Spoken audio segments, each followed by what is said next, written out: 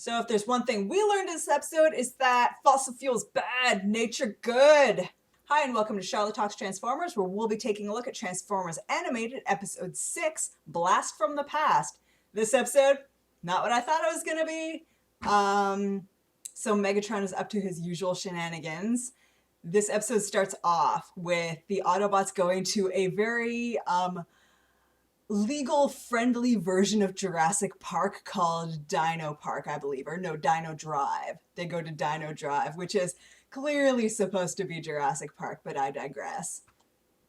So they go there, and they're taking a look at some of the dinosaur exhibits, specifically the Tyrannosaurus Rex, Pterodactyl, and Triceratops.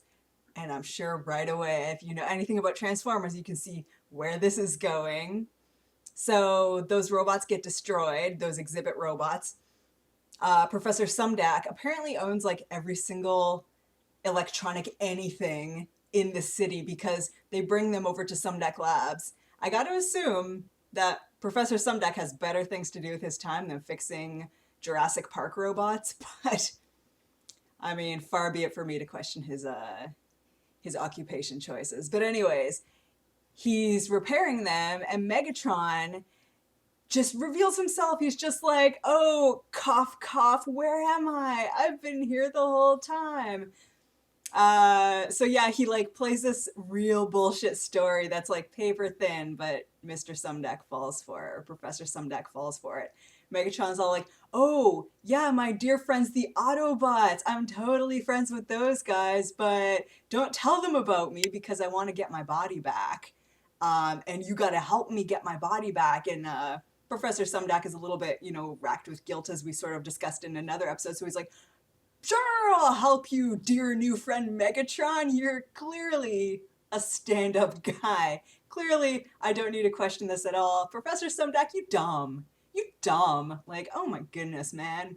Nothing you've done in the past couple episodes at all has demonstrated any good reasoning. You are just, you're the worst. He loses his shareholders' money. Yeah. A lot. His shareholders, oh my goodness, when all this goes to crap, his shareholders are going to be gone. He's going to be bankrupt. Then who's going to take care of Sari? So I digress. Megatron goes and sort of helps Professor Sumdac repair the what they're calling the Dinobots now. You know where this episode's going. Dinobots! But before we actually start talking about the Dinobots, we need to talk about Bulkhead, because I've been noticing they give spotlights to all the different Transformers as they go along. So far, we haven't really had too much of an Optimus Prime spotlight or a Ratchet spotlight. We had a Prowl spotlight and a Bumblebee spotlight not too long ago. So today's Bulkhead. Bulkhead's turn to stand in the sun, and he's being trained in the ways of martial arts, I guess sort of stillness and strike, from Prowl. Prowl is basically teaching him to, I forget what was the phrase that they used? Assess the situation. It's like, assess the situation, think of your move, da-da-da. And then Bulkhead keeps saying, access the situation. And I'm like, you dumb Bulkhead. But he's so cute. So anyways, Bulkhead is learning from Prowl. And because of his size and just general shape, he's just not good at martial arts. And so he causes a lot of mayhem.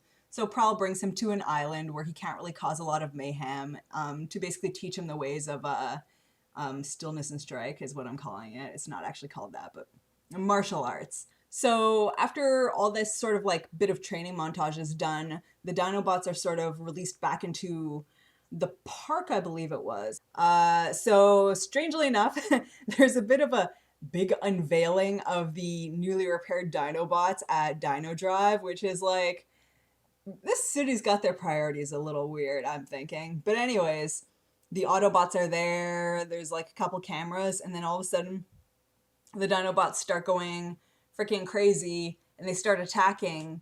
And so the Autobots are trying to hold off the Dinobots, and then Sari realizes her key is activating, and she's like, oh, I can help you out. So she sort of plugs into Bumblebee and gives him a bit of a boost of some kind, and Allspark key, I don't know what the parameters of this thing are, but they created life. I want someone to explain this to me. Please explain how you get a bunch of machines and then just have a little girl just create them into actual life, but she basically creates the Dinobots as we know them. It's the Allspark. That's what it does. Yeah, but I still feel like there's got to be a better explanation than this. It's too much. Anyways, so the Dinobots get sent back to the labs again, and Megatron does this really great thing where he's like, oh, my situation is grim. I'm locked in this or whatever, and I'm just like, Grimlock? Is it Grimlock? Could it be Grimlock? And it is Grimlock. So Grimlock bot is all like, Grimlock, me, Grimlock. And I'm just like, yeah, it's great. So Megatron's like, oh, like, I'm sensing something different in you. You're not obeying my commands. I think you might have like a spark of life to you. So predictably, Megatron's like, go attack the Autobots. He really does something where he's like, oh, see all those cars out in the world? They're consuming fossil fuels. They want to make you extinct and like eat you. And he's like, but what's even worse than cars that consume fossil fuels is transforming cars. You can just kill them all. And Grimlock's like, yeah, sounds like a great plan. So they go off to destroy the Autobots, and predictably they have a fight. I'm not really going to get too much into the fight because it was fairly basic, but Bulkhead had a shining moment where he essentially saved the day by being Bulkhead. Prowl sort of realized that, assessing the situation, choosing your moment, striking, wasn't working for Bulkhead, so he's like, you do you, Bulkhead, and Bulkhead's like, I'm gonna do me, and then he just wrecked. He just smashed everything, and it was pretty good. So the Dinobots, in a very ironic way, they fall into a bit of a tar pit and get stuck. And so they have an energy shield around them, and they're trapped, and the Autobots are basically asking, it's like, well, what are we going to do with these guys? Or what are you going to do, Professor Sumdac? Because he has to come out for every situation that involves robotics. And Professor Sumdac's like, well, I'll keep them here overnight, and then I'm going to melt them down into scrap. And Prowl is all like, huh? So Prowl ends up rescuing the Dinobots. It's one of those moments where it looks like their fate is sealed, and you can see Prowl is like having a bit of regrets, but then it turns out that him and Bulkhead got together and just broke them out. Which, okay, this is another point where the city's run very poorly, because you have these robots and they just left them unattended in the street. Like, damn, who's running this city? It seems like Professor Sumdac is at least partially running this city, and he's not doing a very good job of it. So anyways. Explains why his shareholders don't seem to care. Yeah, man. But you know what? He seems filthy rich, so maybe his shareholders are like, this guy's doing good things for our city. The city of Detroit is in great hands. So anyways, Prowl goes and brings the Dinobots back to the island where he actually brought Bulkhead to train, and he like sort of unplugs his Autobot sigil and creates a bit of a hologram so that anyone like flying overhead would not see the Dinobots. And then in a great twist at the end, Grimlock is basically on the island. He's all like, nature good, and then two birds go and crap on his snout, and he's all like, get back here, nature, I'm gonna kick your And then he transforms into actual Grimlock, and he's got like a fire sword, and I'm all like, good job, Transformers Animated. You're doing it right. Like, everything I've seen, they're just doing it right. That was such a good moment.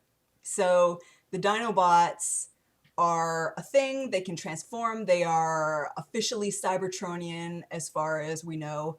And then the episode just ends, and it's like, oh, we're probably never going to see them again. But seriously, we are going to see them again.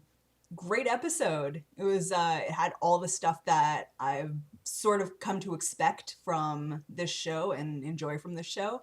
It had a lot of great character moments. Okay, Megatron just needs to stop. This guy is, every single time the Autobots do anything, he's sitting there with his broken down head in his broke down lab, and he's criticizing them.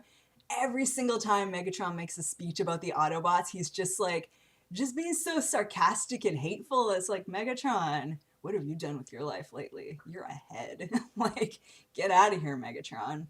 So Megatron's a little bit sassy. He's got a bit of a sass going on.